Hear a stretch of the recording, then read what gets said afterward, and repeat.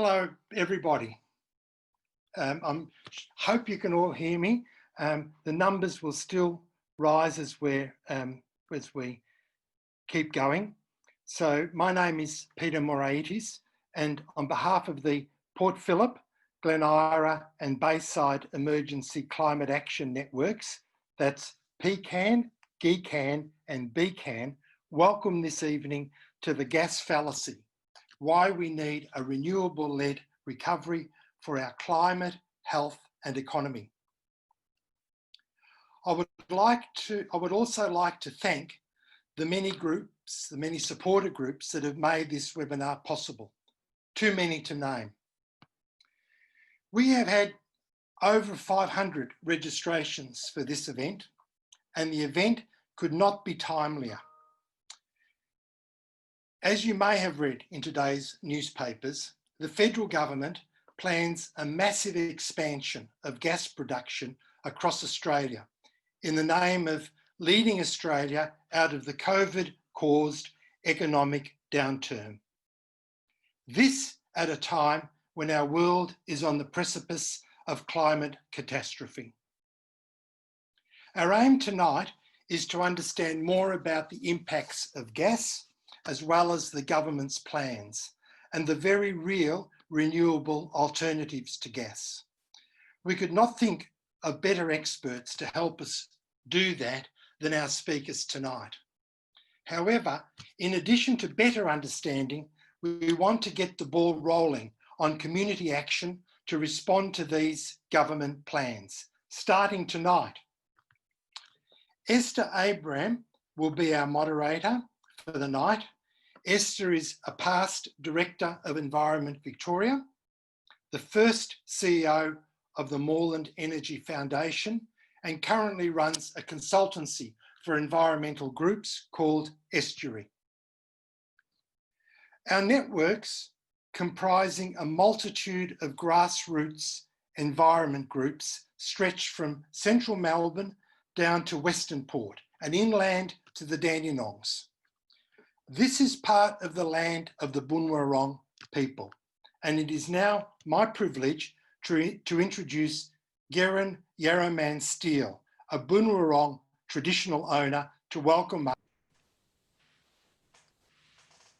So hello everyone, I'm Esther Abraham and I'm moderating the webinar this evening. Thank you very much, Kieran, for such a wonderful special welcome to country. I think you've given us a lot to think about, and certainly we really appreciate the sense of purpose and the focus of purpose that you've given us tonight.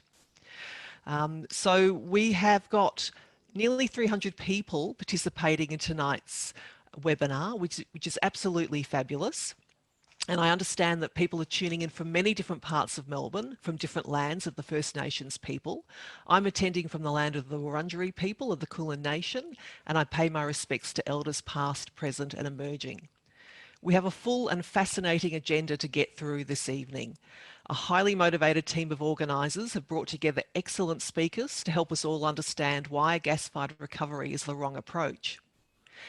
And I think it's really important for you to know that tonight's meeting is being recorded, and you'll be able to share with other people a version of this recording on climactic.com.au. I'm sure the organisers will let you know when that's available.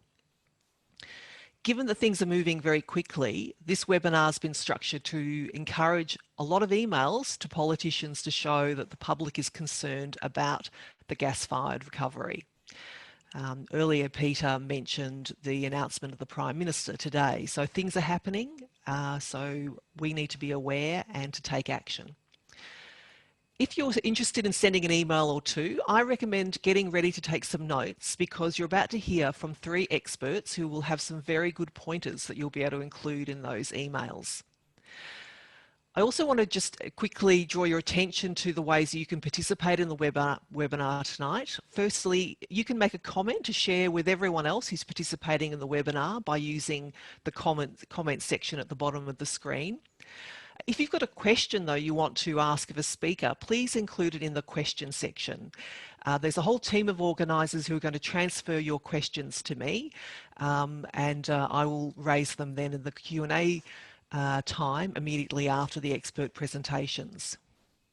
So now I'd like to introduce the first speaker, Dr. George Crisp. George is a medical practitioner who works as a GP in Perth.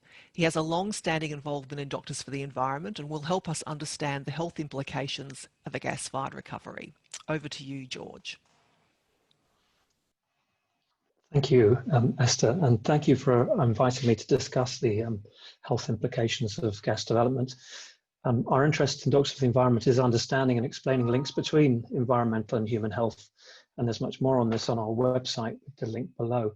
So gas development poses serious health risks for us, and it's primarily due to the climate-mediated effects from greenhouse gas emissions, but also, as I will just briefly mention about, is other local chemical pollution and impacts. As our understanding of climate science has increased, so too has our understanding of the consequences, and in particular for our health.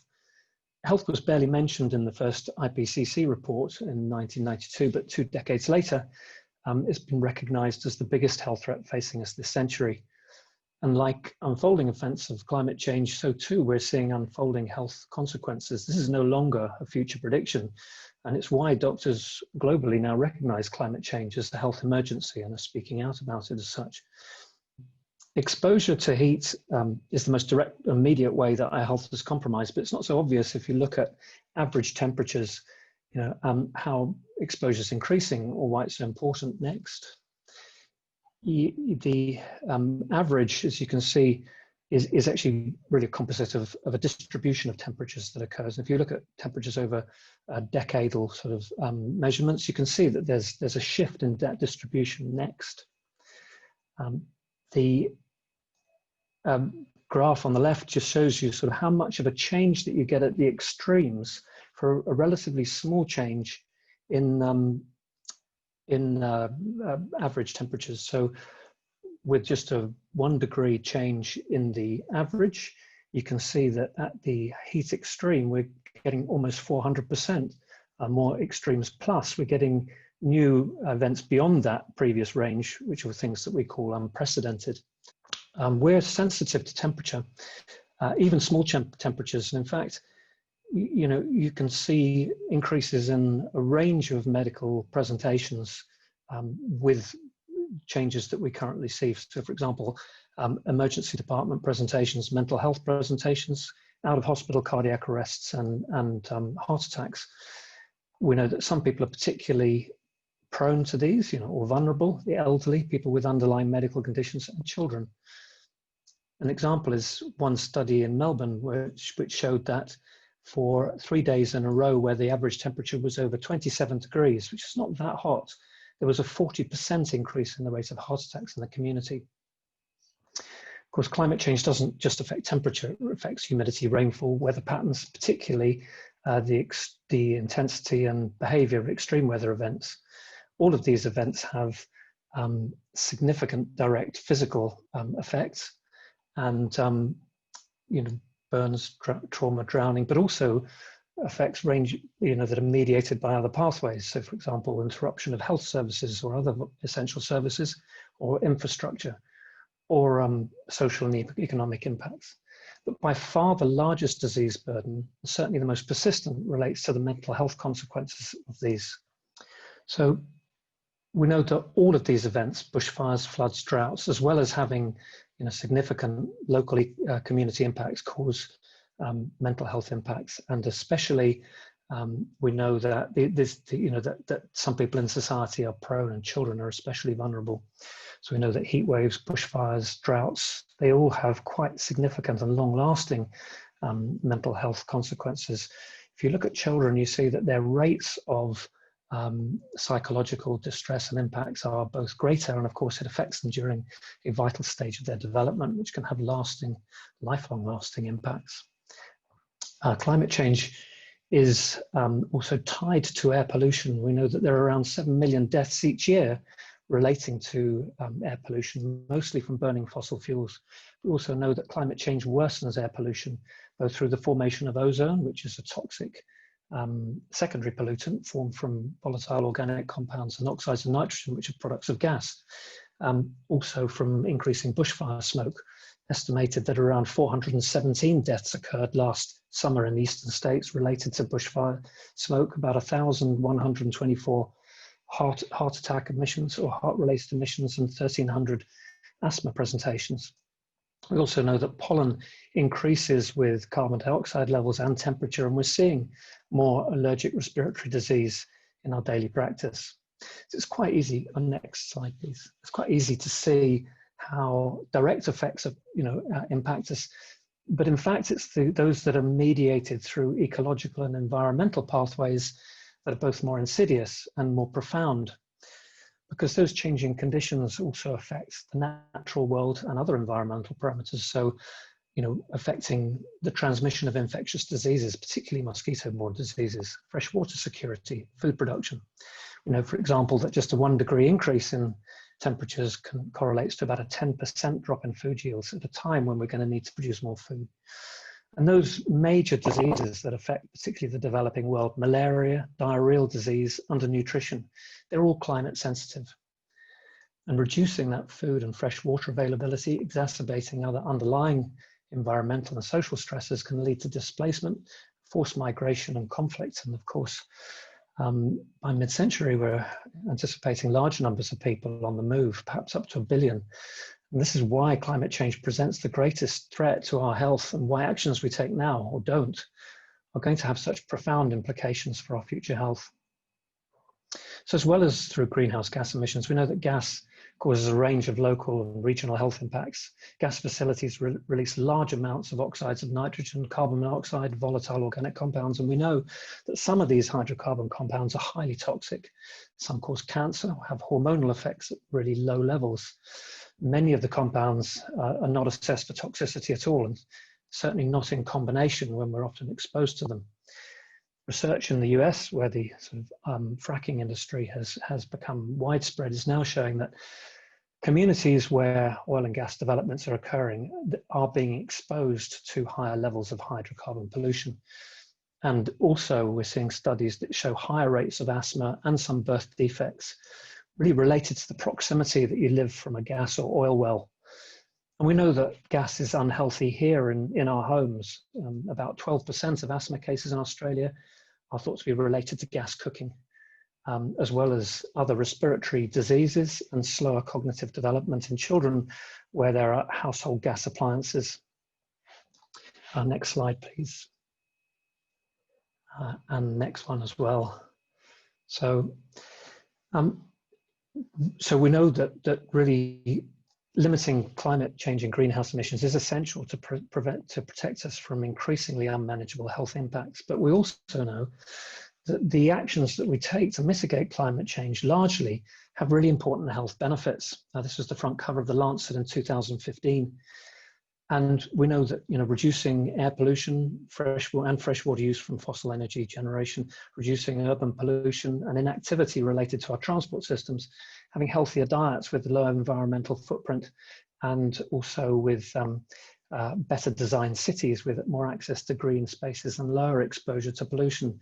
These things actually would make our health much better, both in the short and the long term, as well as being combined with benefits of reducing greenhouse emissions. So we sort of have a choice whether we pursue a low carbon future, or whether we pursue a return to a sort of high fossil fuel based one with more gas. And basically we can't have both. We're either going to have a healthy future or an unhealthy one. So it's a critical moment in our time. So I'll leave it there. Thank you.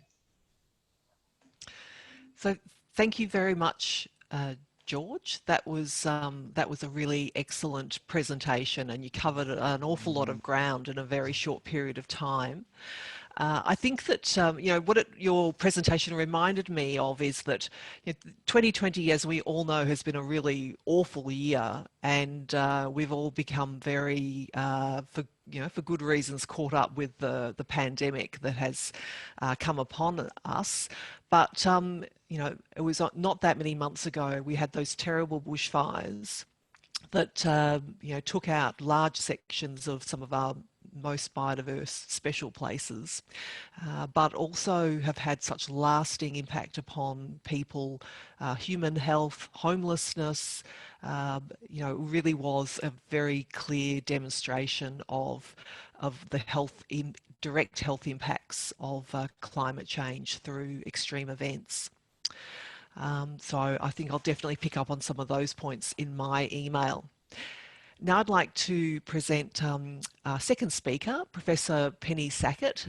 Penny was Australia's Chief Scientist from 2008 to 2011, and she is an Honorary Professor at the Climate Change Institute at the ANU. Penny will speak to us about the impact of gas on emissions and climate change. Thanks, Penny. Thank you very much. I'm coming to you today where I sit in Canberra on the country of the Ngunnawal people. I'm now going to try and share my slides. So I want to talk to you today about gas, climate, and Australia. I want to start by trying to give us some perspective. This is what the temperature looks like over the last 800,000 years on Earth. And you can see I've marked here where the first Homo sapiens appeared. There's some discussion about exactly when that is. And then later on, when what we call the Ice Age, although there have been many, when the Ice Age occurred. And after that, the temperature rose, and we're now at the red dot. And in the green oval, I've shown the period over which we know that modern agriculture has flourished. It's at those periods of time and at those temperatures that we know that to be the case. Now, shown in yellow and orange are the temperatures that we don't want to go above. Those are the temperatures agreed by the Paris Accord, to which Australia is a signatory. And higher yet, shown with the red arrow, are the promises that those signatories have made. If those promises are met, that's where we'll end up on temperature. And notice that it's quite far above the Paris Accord. But worse still, if all countries followed Australia's current path, temperatures would be even higher, 3 to 4 degrees above pre-industrial, and that's shown by the purple arrow. What's causing this temperature rise? Greenhouse gases, as I'm sure you're aware. Here we see plots over the last 1,000 years of the 3 most important greenhouse gases: carbon dioxide on the left, methane in the middle, and nitrous oxide on the right. And in each case, you can see that round about 1850 or so, those greenhouse gases began to climb almost exclusively due to human beings and their activities. And that sharp rise has occurred since about 1950. To put that in perspective, what does carbon dioxide look like over the last 800,000 years? Well, here's a plot, and way up at the top right-hand corner, you see where we are now with the red dot. That red arrow shows how much has changed just since about 1750. Now, the same is true of methane. In fact, an even sharper rise in methane compared to the past 800,000 years. This is not a kind of world that humans have lived in before. And the more we know, the more reason we have for concern about the impacts, the climate impacts, even at a small amount of warming. So if we consider 3 different impacts of climate change: the impact on unique and threatened systems, the impact on extreme weather events, and what is called large-scale singular events, but you might be more familiar with the term tipping points, then in color coding, we have the risk for each of those, from white with very low risk, going through orange, red, and purple at high risk. Now, each of these each of these impacts, our knowledge of how bad those impacts might be at, say, 1 degree or 2 degrees, has actually gotten worse the larger our understanding is. That is to say, the more we know that we're taking on great risk, even at 2 degrees, with very high risk to our ecosystems, high risk for extreme weather events, and even a moderately high risk of passing irreversible tipping points. I thought I'd just spell out what Melbourne might expect over the next 20 years, and this is due to climate change that I'm afraid is already locked in. You can expect temperatures to rise in all seasons, more hot days, warm spells, heat waves, fewer frosts, less rainfall, at least in the winter and spring. When the rainfall comes, there's increased probability that it will be extreme, high intensity. Sea level rise continue to rise, and the height of extreme sea level events with storm surges will increase. And harsher fire weather. In fact, it's been recently estimated that the kind of fire weather we had at Black Summer, this last Black Summer, would become 4 times more likely if we let global warming proceed from about 1.1, where we are now, to 2 degrees. But the growth of fossil fuels continues to grow.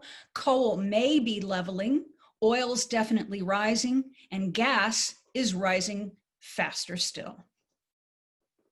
The primary emissions from gas production and use are carbon dioxide and methane from the energy that's used to extract it in the first place. There can be methane loss directly to the atmosphere during extraction, for example, from flaring and leaks. Additional methane loss during transport, carbon dioxide emissions if that gas is liquefied, and methane leaks in pipes and in our own homes, as you've heard, at end use. And in fact, the methane over the past 30 years has been growing. We had some hope that it was flattening for a while, but round about 2007, it's been on the increase again. And a large part of this is due to gas and oil. But what about gas compared to coal? Haven't we heard that we can wean ourselves off coal by going to gas instead, and it'll be better for the climate? Well, depending on what the process is and depending on its end use, gas does produce about 30 to 50% fewer emissions than coal. But if the methane losses are large, this advantage is substantially reduced. And in some case, the advantage is reduced to 0. That is to say, when you combine the CO2 and the CH4, you're no better off than you are with coal. That is some of the experience we know is happening in the US and Canada over the past decade. Now, the reason why methane is so important is because although it doesn't persist as long in the atmosphere, it has a much higher global warming potential. And this brings me to the production gap. The gap between the fossil fuels that we're on, we've pledged, the path of fossil fuels that we're actually taking, which is higher than that, and the fossil fuel production that we need to drop starting now to have a chance of 1.5 or 2 degrees. And that production gap extends not just to coal, but to oil and gas as well. Each of these fossil fuels must decline independently if we're going to have temperatures between 1.5 and 2 degrees Celsius. The Narrabri project alone would each year emit about 7.5 megatons of CO2 equivalent at exactly the same time. Would produce about 5 megatons of CO2 equivalent at exactly the same time Australia needs to reduce by 7.5 megatons in order to meet every year, in order to meet its 2030 target. The US and the UK are now weaning themselves off of coal, yes, partly through gas, but even more strongly through renewables. In fact, in the UK, transitioning to renewables has led the way in reducing the electricity grid reductions in 2017, with gas coming in third after lowering energy demand through energy efficiency. So is there a role for gas? Yes, to firm up increasing renewable electricity generations in the near term, while batteries and other non-carbon strategies are coming online. But even the Australian market operator does not expect that additional gas production will be needed. And we certainly cannot afford additional gas production if we want the climate to stay on the safer side of 2 degrees warming. Thank you. Thank you very much, Penny. That's, yes, those are quite scary graphs, but I think it really just highlights how significant this shift towards the idea of a gas-fired recovery is in terms of climate change. It's been very much downplayed as being a greener fuel and part of the transition, but it's really not. This is not time to be using gas as a transition. So now I'd like to introduce Mark Ogg, our third speaker. Mark is a principal advisor at the Australia Institute who spent many years researching and publishing about the gas industry and the economy. Mark is speaking to us about the economic dimensions of gas and the gas-fired recovery. Welcome, Mark. Just like to acknowledge, I'd like to thank the organisers for inviting me to speak. It's really great to see such a great turnout. And I'd also like to acknowledge the traditional owners of the land. I'm speaking from the Dja Dja Wurrung people. I'll just put my slides up. Right, okay. So today, as I'm sure people are aware, the Prime Minister announced the government's gas blueprint for a gas-fired economic recovery. It's the first step in what looks like being a lot of subsidies for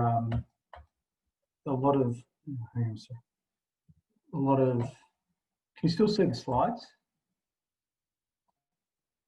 Yep, you were fine how you were sharing it just then, Mark.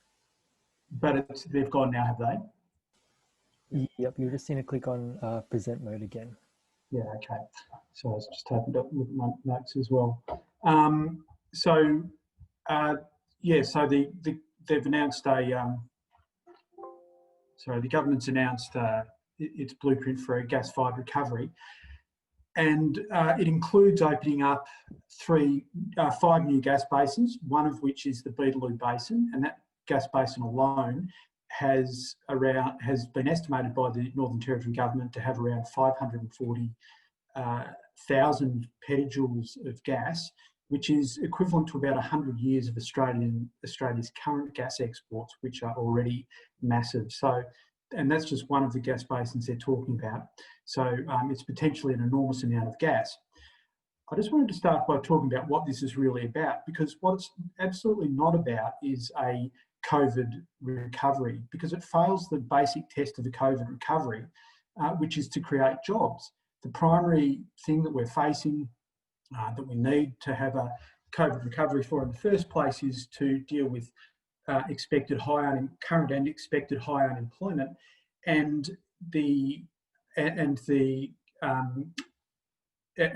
promoting the gas industry is probably the worst way you could do that, because it's a very small employer and has the lowest jobs intensity of pretty much any industry in Australia. So promoting pretty much any other industry would create more jobs. So what's it really about? The answer is that what it's really about is the government giving taxpayers money to one of its key political constituents, which is the oil and gas industry. And to be specific, the oil and gas industry in Australia is a group of very large global multinational oil and gas companies like Woodside, Chevron, Exxon, Conoco Phillips, Santos and Origin and others. And we allow them to export gas from Australia. It's not about, it's being presented as trying to assist Australian manufacturing through lowering gas prices, but it's not about that. In reality, it's not really about that at all. If it had been about that, we would never have allowed open slather on exports that linked Australian domestic gas prices to global gas prices, which everybody knew in advance would raise gas prices, which would increase the burden on manufacturing and provide a windfall to the export gas industry. If we were serious about looking after our manufacturers, that would never have been allowed to happen, and we wouldn't have continued without a reservation policy or a cap on exports, neither of which we have. Even now, the government is talking about a voluntary code of conduct by the gas industry, which I would suggest would be pretty meaningless, and are talking a bit about a reservation policy, but they're pushing that way down the track. So I really want to talk about some of the things we've noted as to why this isn't this has nothing to do with a COVID recovery and the economic arguments against it. The first I've already mentioned is jobs intensity. So different industries provide different amounts of jobs per $1 million invested.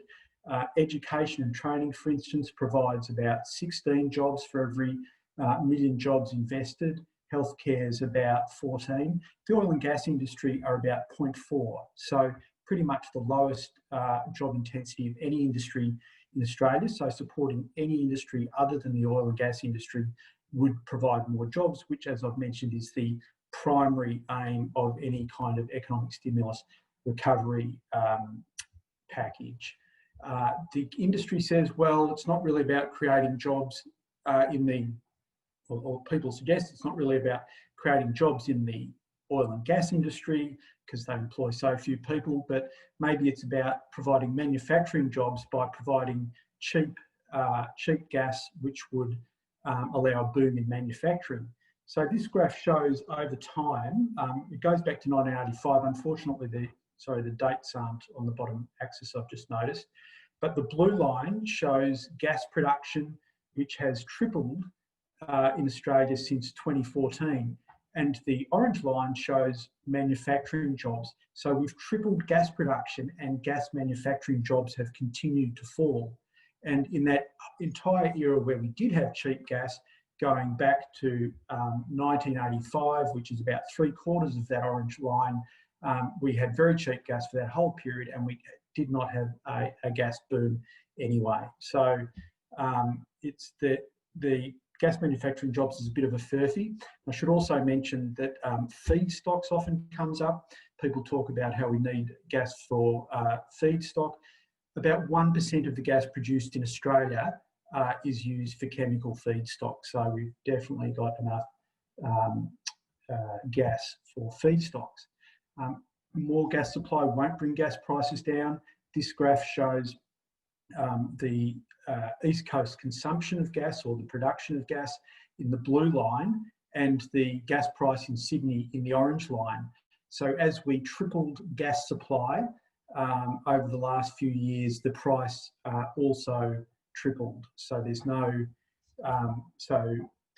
just no evidence that increasing supply brings down demand. The drop in the orange curve, the orange line there, is to do with COVID mostly.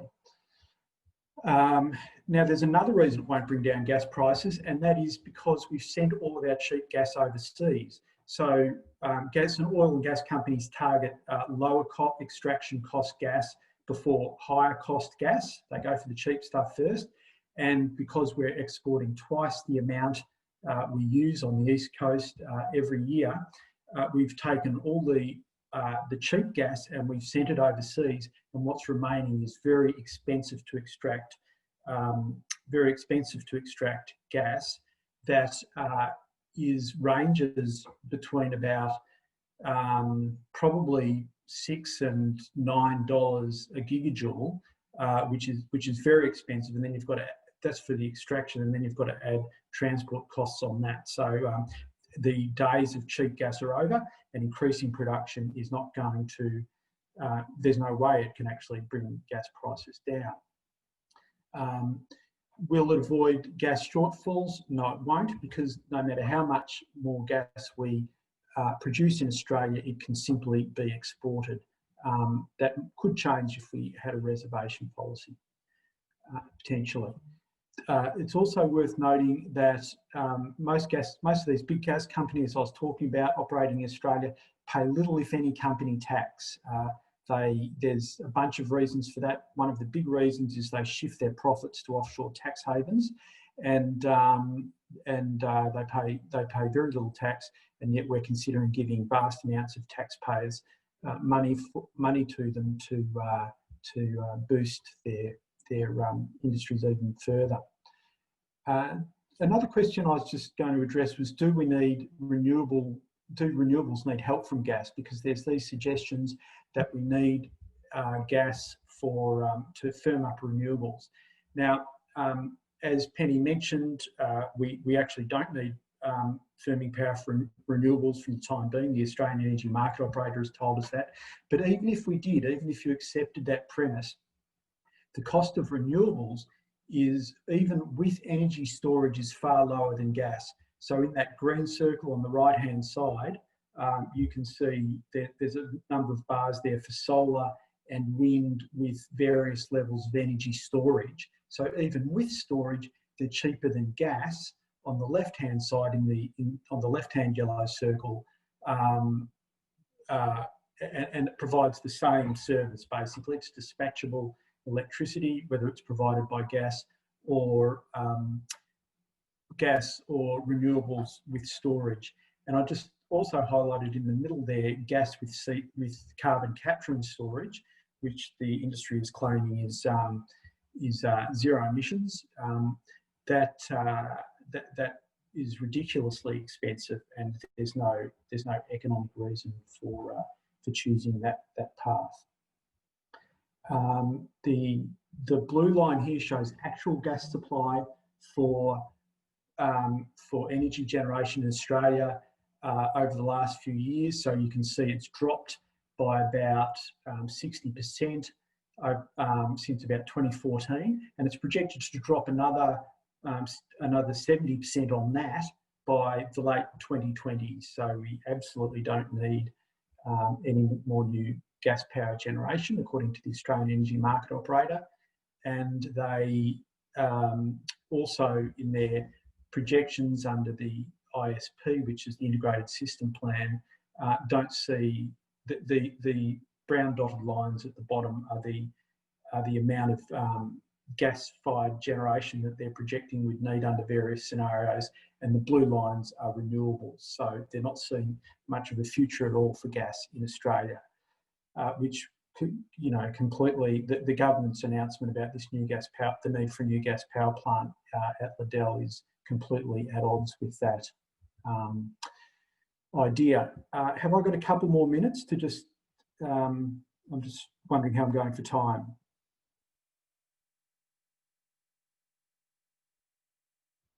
Hello? Time's up, Mark. Okay, no worries. All right. Sorry about that. Okay. So thank you very much, Mark. I know that's a really, you know, you've got a lot of really interesting information there, and some very compelling arguments. Like, really, you know, very few jobs. No, they don't pay any tax. Why wouldn't we want to give them a whole lot of public money to subsidise their operations? So what I'm going to do now is ask the speakers to put their cameras on. So can we have Penny and George back? And we're going to now have some time for questions and answers. So if you do have a question for one of the panelists, then please put it through, send it over in the Q&A section at the bottom of the screen, so that the organisers can capture that question and send it over to me. I've got a few questions that have come through, and the first question is one. Oh, of course, my computer's decided to go do something annoying at that point and disappear. Oh, here we go. The first question is for George, about vulnerable people and health effects of climate change. Are there any particular vulnerable groups of Australians who are most at risk of the health impacts of climate change? I think you're muted, George. I've found it. Okay, yes, there are, of course. And it depends which climate impacts you're looking at, because of course they may be different for heat or for other pathways. But we know that there are groups of people that are vulnerable. I mean, in our cities, we know to heat that people who are disadvantaged, who may have housing that's less well insulated, who can't necessarily have, or maybe in energy poverty and can't afford air conditioning as much, or elderly people who are much more physiologically susceptible to changes in heat and heat tolerance, and children because of their behavior and physiology, that they basically get hot more quickly and are less able to respond behaviorally to high temperatures, which is why we see such a great increase in children's presentations to emergency departments through heat waves. But other vulnerable groups, for example, in agricultural reasons, we're recognizing that there's a very significant increase in mental health presentations related to changes in rainfall, both in reduced winter rainfall and heavier precipitation events in summer. So the answer is that wherever you look in climate change, there are health impacts, and there are also inequalities as a consequence of it. And of course, the whole story of climate change is one of inequality, and that the countries that have done the most climate damage are the ones that are likely to be least affected compared to the ones that haven't, and the types of diseases that are going to affect the developing world. Thank you very much for that, George. Now I've got a question for Penny. There seems to be no conclusive data on the level and full extent of fugitive emissions of methane across the gas production, transport and consumption life cycle. This seems to be critical data missing. What can be done to ameliorate this dysfunction? Yes, so first of all, the data that we do have is highly variable, and most of that data comes from Canada and from the US. And so it's not as easy as saying that one facility, that one's size fits all in terms of the intentional release of gas, the flaring, the fugitive leaks, and so forth. It also depends on the type of production. So what they have found in the US and in Canada is that it's often the case that a few, and when I say few, it's still hundreds, of particular production facilities will be creating most of the emissions.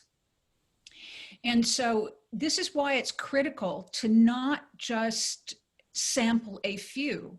You actually need to make sure that you're sampling enough that you're getting those few that are creating most of the emissions.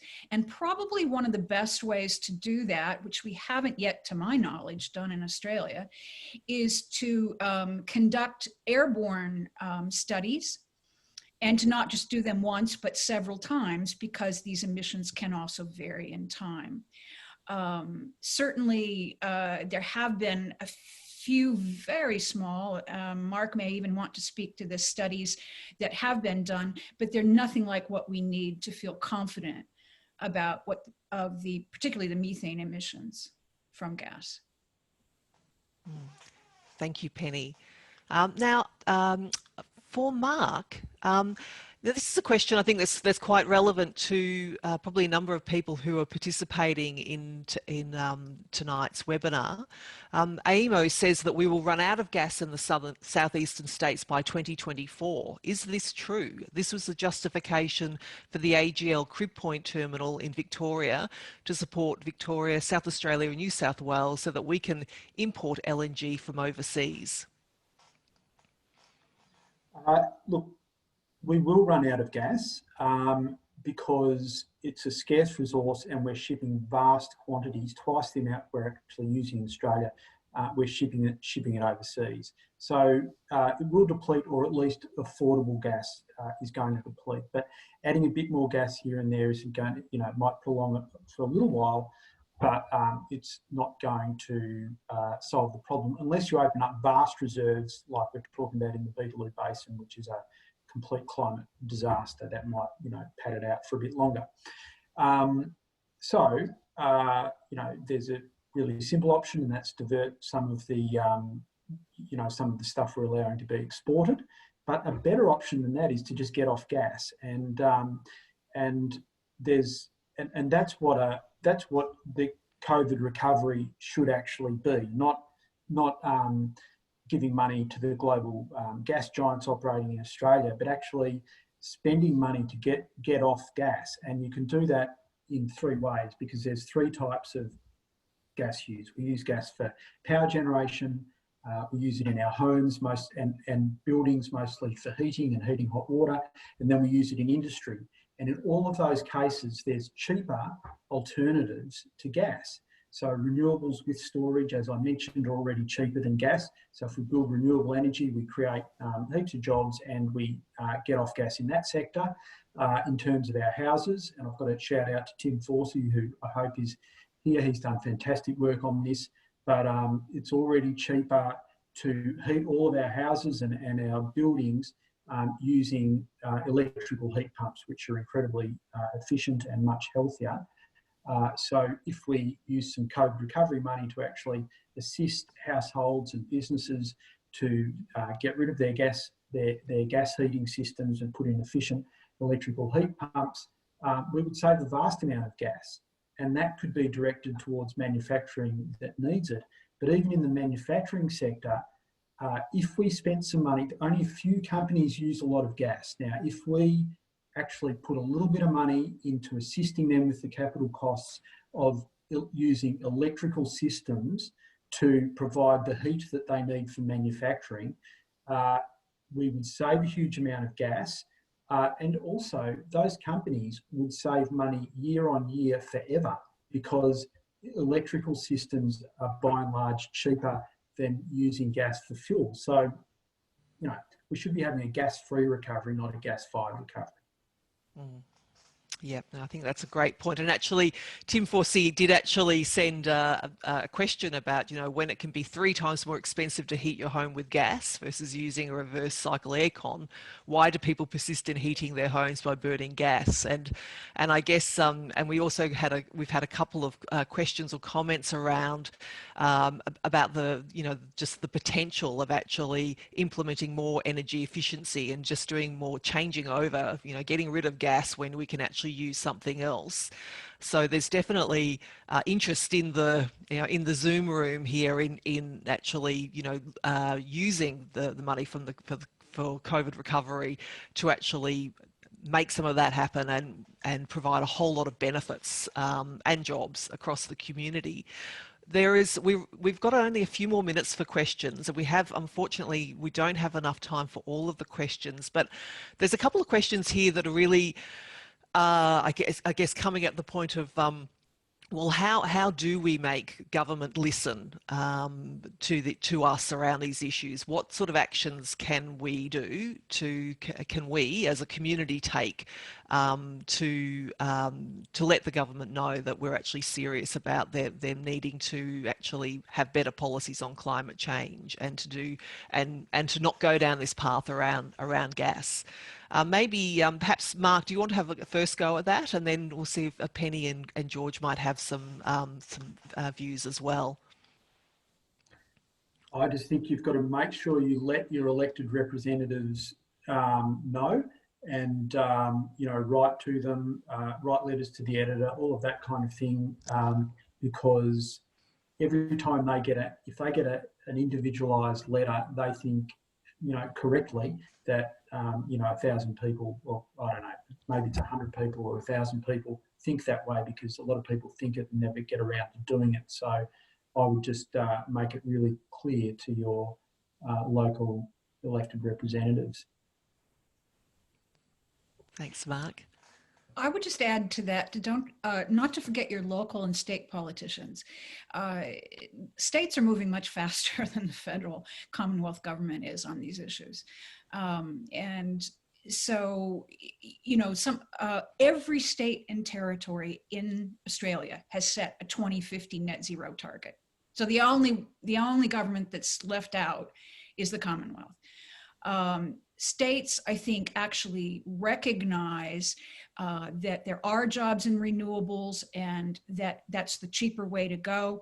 So while you're writing those letters, I'd also suggest writing them to your state politicians as well. Encourage them, compliment them on the things that have gone right, and hold them to task to do better. Thank you. And George. Well, yes, I mean, I agree with the comments of the previous two spokespeople. I think that the health argument is a powerful one. You know, I think that health is important to people. I think we've seen from coronavirus that you can actually change directions nationally, internationally, and on economies previously sort of unheard of because of concerns about health. You know, we've been telling politicians for nearly 20 years now that this is actually the overriding health concern, but they just need to hear it more. They're not taking it on board. And I mean, look, it's absolutely the case that this is the big health challenge of our time. We just aren't going to be able to have the health outcomes that we expect or have now if we carry on down this road. And I mean, they've got to listen to that. You know, we can't jeopardize the future health of our children and grandchildren, you know, because of short-term interest in fossil fuels. Thank you. Well, thank you to all of our expert speakers who have provided those first few very informative presentations. They've been absolutely fantastic. Of course, this isn't it. We have got more to do this evening. What we're going to do now, I think there's going to be a slide come up that's going to show a resolution that the organisers are hoping to get your support for. There will be a poll that'll come up a little bit later, but this is the resolution that that we're hoping to get agreement to this evening, so that this can be used in communications coming out of today. So this forum calls upon the federal government to plan and support a rapid national renewable energy-led recovery in the forthcoming budget.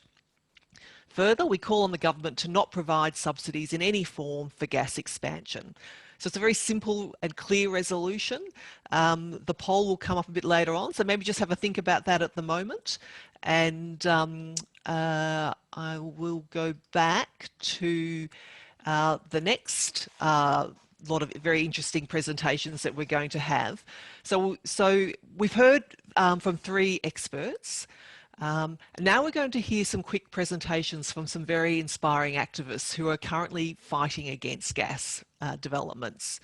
We're going to hear from Sally Hunter from Lock the Gate, followed by Ella Simons, who's a student striker. And after those 2 short presentations, we're then going to move into the practical part of this evening's webinar, which is the email writing component. And that's going to be led by Sue Dwyer from Climate for Change. So I'd like to now hand over to Sally. Hi, good evening, everyone. It's fabulous to be here tonight, and I will share my screen with you for a quick overview about Narrabri. So I live near Narrabri, northwest New South Wales, and this is my beautiful family. We are grass-fed beef producers, and I have 3 sons who would all love to be on the land, and you know, we'd love to see that be able to happen for them, basically. For those who aren't aware, Narrabri is in northwest New South Wales. Quick little geography lesson there, and it's on Gomeroi country. So I just wanted to give you a little bit of an overview about what the impacts to agriculture will be from the Narrabri gas project. I'm assuming most of you are a little bit aware about the Narrabri gas project. It's proposed for 850 gas wells. It'll end up looking like this country. This is a shot in Queensland, but this is the idea of the gas wells that spread across the countryside. It starts off in state forest, and that's the plan for the Narrabri gas field. It's planned to start in the Pilliga State Forest and then creep across the country like this image shows. So there's a range of impacts to agriculture and communities and to First Nations people, but I'll just give you a quick snapshot tonight. I guess the greatest impact is the fact that farmers don't have a right to say no. There is no legal standing for farmers to be able to say no to infrastructure. So that includes gas pipelines, as well as the gas wells themselves, and a whole range of other infrastructure, ponds and different infrastructure that they need to operate from, which is why they make a start in the state forest, and then they spread out across farmland from there. The second really important impact, I guess, is the fact that there is not insurance coverage available for farmers, you know, from the risks of spills and leaks and contamination from gas fields. And we've had Australia's biggest insurance agency come out and say quite clearly that they cannot provide insurance to farmers. And the third thing, I guess, is that agriculture is obviously highly vulnerable to the impacts of climate change. And so that is, as I see it, the three major impacts to agriculture. Just a little bit of an overview of a few of the main problems with the Narrabri gas project. It will pull up 80 kilograms per minute, every minute, for the entire 25 years of its lifespan of toxic salts. And these are naturally occurring toxic salts, but normally they're buried, you know, a kilometre underground, and they're not on the Earth's surface. And currently there is no plan for what to do with those toxic salts. Another issue is, you know, in such a dry nation, the Pilliga forest is such a dry area, the northwest is such a dry area, prone to droughts. And every day of this project, the proponents propose to pull up 5 megalitres of water a day. So just over 1.5 swimming pools, Olympic-sized swimming pools every day of water will be pulled up. Experts have predicted, based on averages, that there'll be between 15 and 130 toxic spills and leaks over the lifespan of the project. It's only in exploration phase at the moment, and there's already been a dozen spills in the forest, and so this is one of them, as you can see. And as Penny pointed out, it will produce over 5 megatons of emissions every year, at least. So just a quick overview of where the process is at. It was referred to the IPC, which is the Independent Planning Commission, to make a decision earlier this year. Everyone was given an opportunity to present to that IPC public hearing in July, and also put in written submissions, and I'm sure most of you probably took the opportunity to do that. And the decision is expected on the 30th of September. So in just a couple of weeks, we're going to have a decision. Obviously, you know, there's no coincidence that this federal political push has come at this time, and I'm sure the IPC is under incredible pressure right now. But as has been alluded to already, you know, we can support the electricity needs of the nation with renewables. We are taking a small step to do that locally with a new organisation called Jenny Energy that will be launched just a couple of days before the Narrabri gas decision is handed down. And we have a proposal to develop a virtual power plant in our region and provide that backup support to the grid. And of course, we will continue to lock the gate. There's been, you know, there's overwhelming opposition to the Narrabri gas project, and currently there's no pipeline to deliver that gas anywhere at all. And that's a pretty hard thing to get through very angry farmers. So we shall see what the future brings. Thank you for the opportunity. Thank you very much, Sally. That's a huge fight you've got on your hands, and you know, the best of luck to you. I'm sure all of us are with you on it. I'd now like to ask Ella Simons to join us. Thank you for having me. So my name's Ella and I'm 13 years old. And so I'm just going to chat a little bit about School Strike for Climate. I hope most of you have heard for them. We're a bunch of students and we organise rallies, protests, online events. We run a student leadership program. We have concerts on Fridays to show how much the youth care about climate change and that we need to fight for climate justice together. So our part in this movement, I guess, is showing that like the youngest generations are going to make this change, and that we know this is affecting our future, and we know that change has to come, and our leaders have proved to us that they're not doing anything. So it's our job now. And so on September 25, that is our National Day of Action. It's a gas mobilisation. So we're focusing on helping fund our future, not gas. And we'll be having different live streams throughout the day. And there'll be like a national action, I think at 6:30 AST. And so we're pushing to say, call your politicians, tell them that this is not fair. We know this is like going to affect students like myself in our future. And we also we have also seen it's already affecting people. We saw the fire season last year, like the things that we thought were going to come in the future are happening right now. And we need to take immediate action. And seeing the things that were passed this morning, the announcements Scott Morrison has made, just keeps proving to us why we have to continue fighting harder and stronger. And so I would love to invite you all to come along to these live streams on September 25. Obviously, everywhere else but Victoria will be having in-person things, but it is still incredible to have things online.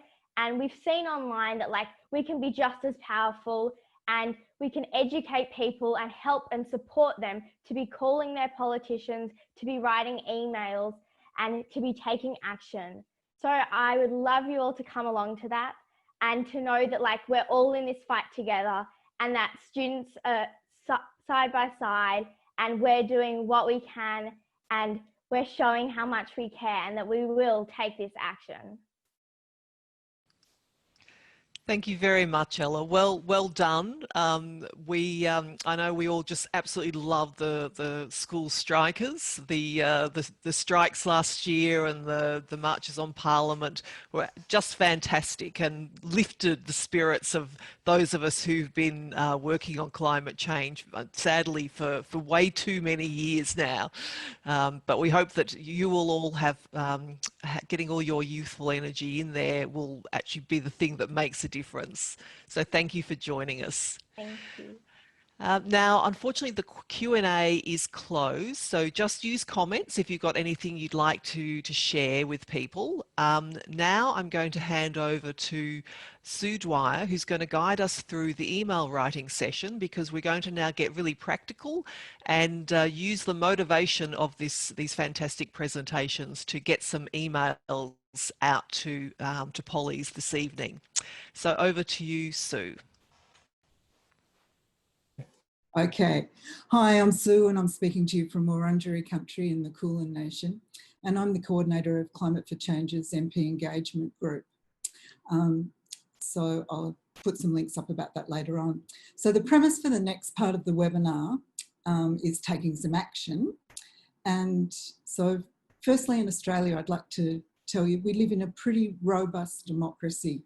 MPs are elected as our representatives, and they have to represent our views as voters and constituents. That's their job. We've lost a little bit of faith in them, but we actually do have a pretty good democracy in Australia, and we need to use it more. MPs want us to vote for them, and they want to know what the mood is in their electorates and what constituents are thinking. But they can't know that unless we tell them, because they're not telepathic. So we have to tell them what we want. And we desperately need carbon emissions to go down fast to satisfy our Paris obligations and to have a safe future. And we know individual and industry actions on their own are not enough to bring emissions down at the scale and speed we need to make a difference. We need governments at all levels to have policies to make this happen. There's plenty of solutions out there. We've heard about some of those tonight, but unfortunately at present we're lacking the political will to make them happen. We have to tell them what we want. And the evidence is, as a couple of our speakers have already said, that engaging with our MPs works. I've spoken to staffers and MPs who've told me that the more noise we make, the more they take notice, and that even simple emails get attention if they get a lot of them on a particular issue. So writing an email is a simple, gentle action, but incredibly powerful. And they've also told us, politicians, that they know that each email, as Mark said, each email they receive on an issue means lots of other people feel the same way. I'm not sure if it's 1,000, but if you send an email tonight, you know you're speaking on behalf of at least 10, maybe 100 other people. So your voice is really powerful. And tonight and over the next few days, we're aiming to get hundreds, if not thousands of emails sent out to MPs. Calling your MP is even more powerful. So if you can, please call your MP or one of the relevant coalition ministers in the next day or so to raise your concerns. I think there's going to be information about that going out to you tomorrow. And visiting is even more powerful. So most MPs are still meeting constituents online at present. So if you're up for it, ask for an appointment. So right now, what we want you to do is to tell your local MP and the coalition ministers what you think and want about the issues with gas in the webinar tonight. So this action's a little bit different to the ones I usually run. It's been specifically tailored for you tonight.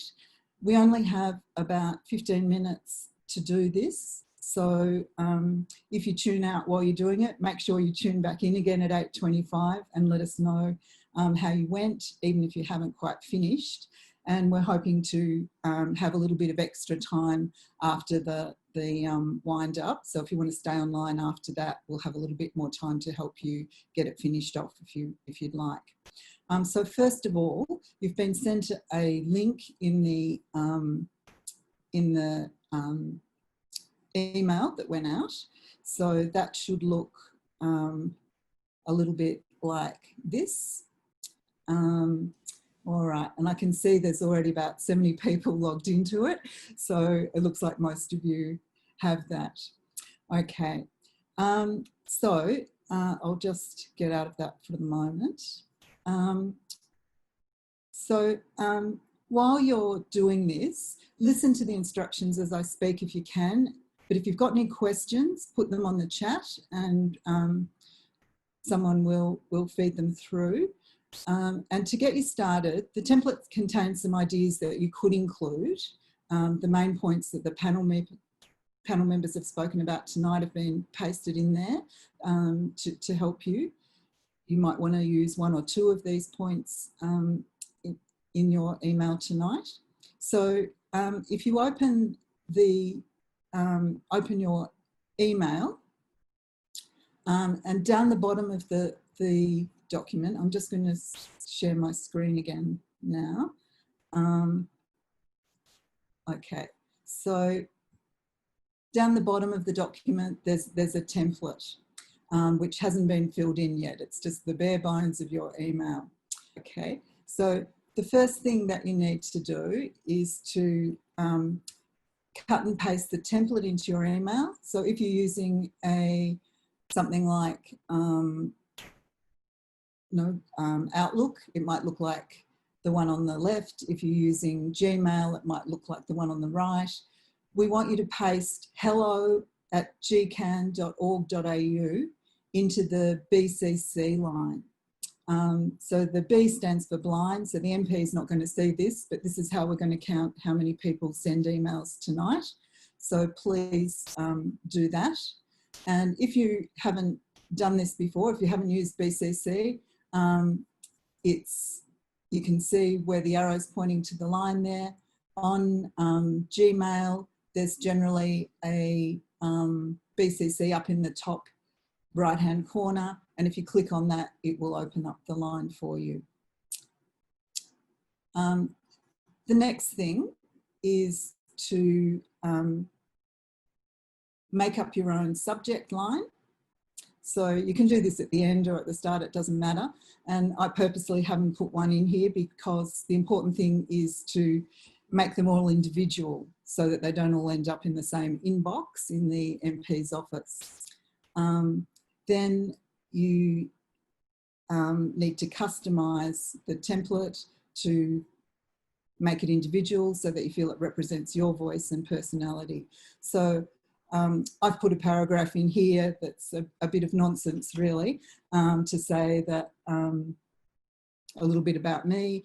You might want to include something about your children, or that you're a grandparent and you're worried about your grandchildren, or that you're a teacher or a sports player, a farmer, a gardener, whatever.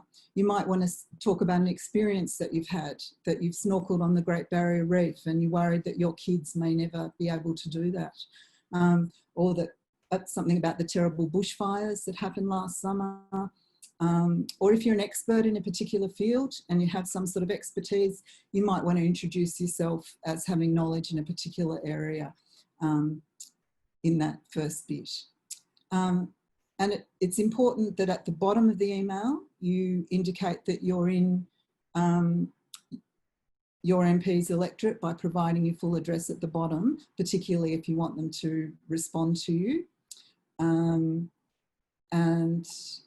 you need to also, if you're writing to a minister, it's a good idea to say that you're writing to them in your role, in their role as minister for whatever it is, because otherwise it can just be forwarded on to your local MP. You need to stay polite, obviously.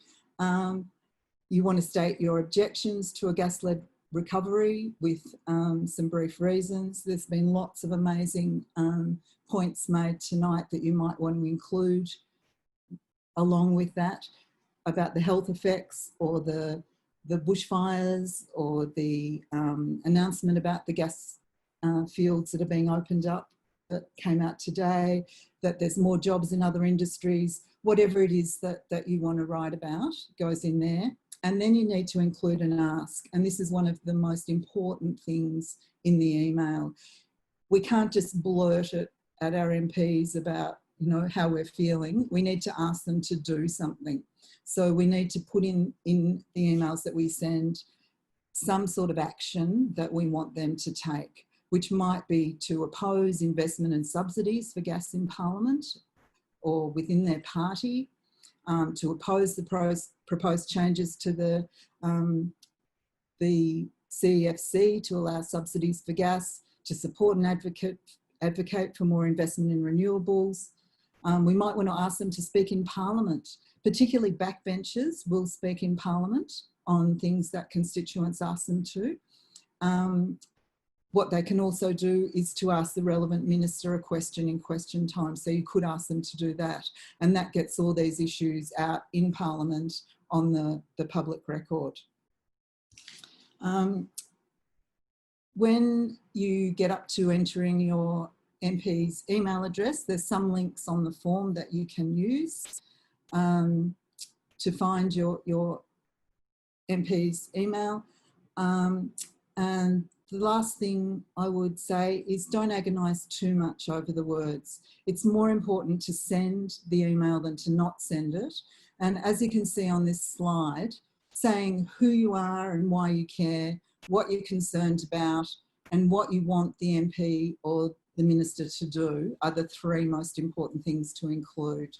You'd include more details if you want to about your concerns, but if you feel like you're not an expert and you can't do that, it's certainly not essential to do that. So we need to be back here very shortly. There will be time after that, though, to do it. That's great, Sue. I think you've given everyone really great guidance there to help people get started, and I'm pretty sure that people are typing as we speak. We also have the poll, which I should have put forward earlier. So if people can do two things at once, we can get the poll up for people to vote on that resolution, and that's the very simple voting system. You either vote for, against, you can abstain or say you don't know. We can, if people want to vote on that, then we'll be able to give you the results very soon, which is a very exciting thing about doing this on Zoom. So Sue, when people send their letters into their local members. And I know we write our letters and we think, right, I've got that off my chest. Now what happens? What do people get responses? And how do you respond to a response that you might get? Well, some MPs are better at responding than others. You should expect a reply though, particularly from your local MPs. And if you don't get one within 28 to 30 days, then I would write back and say, no, I wrote to you on this date and I haven't yet received a reply, and restate your issues and ask for a reply. So keep on their backs. They're our elected representatives. We need to keep them on their toes. They're answerable to us. So that's the thing to do. If they do respond to us, it might be that there could be a number of sorts of replies that you get. You might get a form letter that they're sending out to everybody, in which case I would write back and say, politely, thank you very much for your response to my letter, but you didn't address my concerns, and then restate what it is that you want to know from them. Keep the pressure on. Don't let them get away with just fobbing you off. So if they write a personal reply, and some MPs will do that, or something that's a thoughtful response, that's an invitation to engage and develop a relationship with them. And I would definitely keep that going. And I know several people who, you know, like me and like lots of other people, we're not anybody special, but MPs will listen to us and we can strike up a conversation with them, and that's how we're going to change their minds and get them on side to do things for us. Yeah, yeah. Absolutely. And I think too, like one of the things, we can't see everyone who's participating in this session, although, you know, we've now got 254 participants on. We had over 300 before. There's a very diverse range of people, I'm sure, that have participated tonight. And that's also a very important thing, to be able to show members of Parliament that it's a very broad-based issue that has concern from a whole wide range of different people. It's not a, you know, sometimes it's sort of described as a bit of a boutique issue, and it just absolutely is not anymore. Definitely. Now I noticed that earlier on someone asked for slides to use, and Professor Penny Sackett's slides are actually up on chat if anyone's wanting to use one of those very informative slides, then you can do that. There's lots of interesting stuff happening in the chat, actually. There's a whole other conference going on in there. Yeah, it's also important to write to state politicians and local government, as Penny said before. Very important to do that. And once you've written one email, it's very easy. The first one's the hardest. Then you can cut and paste it and send it off to 10 other people really quickly. Yeah. And if you're going to do that tonight or in the next few days, please put the hello@GECAN email address up in the BCC field, because we'd love to be able to say that, you know, we've sent off 1,000 letters to our MPs tonight. That would be an amazing achievement. Yeah, that's great. Yes, and on that note, that's fantastic. Thank you very much for running that session for us. I'm now going to hand over to Belinda Hayden from the organising group, who's going to wrap up the evening, tell us what happens next, and also vote now, because she's going to give us the results of the poll. Thank you. Good evening, everyone. Thanks so much. We've still got a few people to vote in the poll. So if you can't see it, try switching screens. So as Esther said, my name's Belinda Hayden. I'm one of the organisers for tonight's event, and I'm from the GECAN, the Glen Eira Emergency Climate Action Network, and coming to you from the lands of the Boonwurrung people.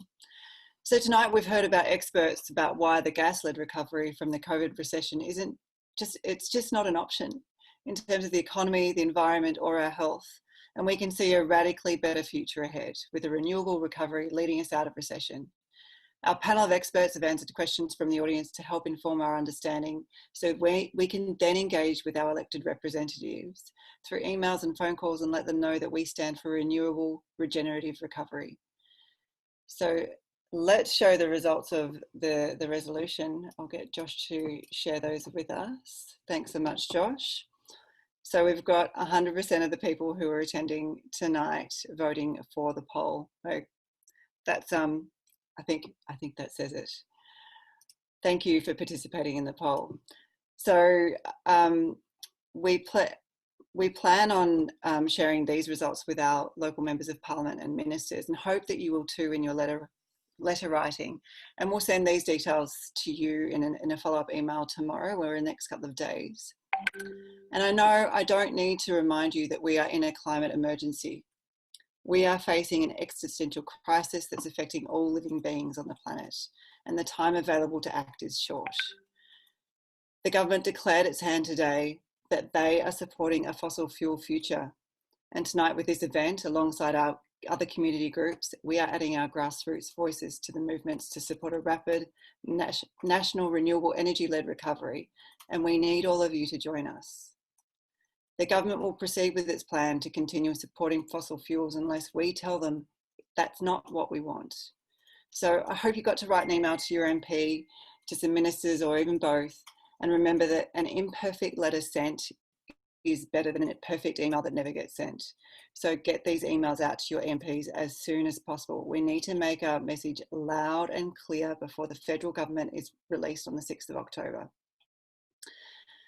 We'll let you know how many emails we see coming through tonight. So members of our organising team have been collating information and actions to share with you. So keep an eye on your inbox tomorrow for that, and together with the recording of this event on Climactive, but also with video, and you're welcome to share that with your friends and networks. And another event that's coming up this weekend, GECAN and friends are holding a special Zoom meeting this Saturday. That's the 19th of September between 2 and 4. And that's to maximise the small amount of time remaining before the postal votes go out for the Victorian local government elections. Tim Forsey, who's here with us tonight, is going to address the meeting, and the aim is to make GAS front and centre as regards to major issues and coordinate the efforts to see if we can fill in the gaps.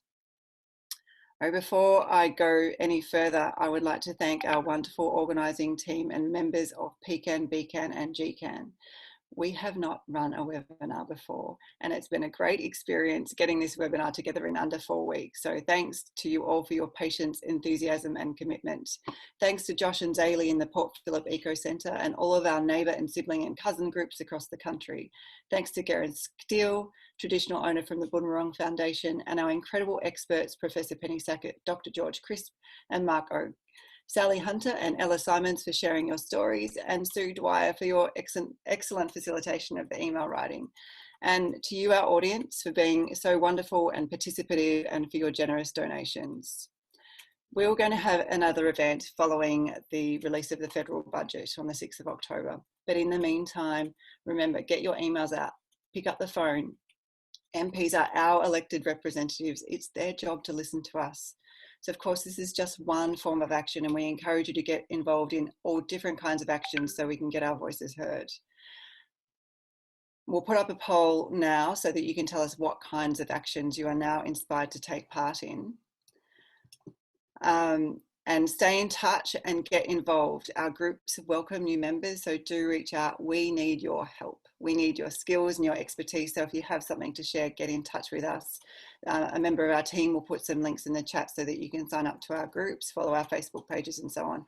And absolutely do make sure that you get involved in the School Strike for Climate on Friday, 25th of September. It is for everyone. We need to support the kids. It's next Friday. Get involved. It takes a movement of people to build up the momentum to make change, and we need the change now more than ever. We are building on a campaign, and we need you alongside us and working together towards a safer future. Thank you for coming. If you'd like to stay around and get some help with your emails, we'll be online for another 15 minutes or so. Otherwise, thanks for coming. Get tapping on those keyboards and pick up the phone. Thanks so much, everyone, and thanks to all of our presenters in the organising team.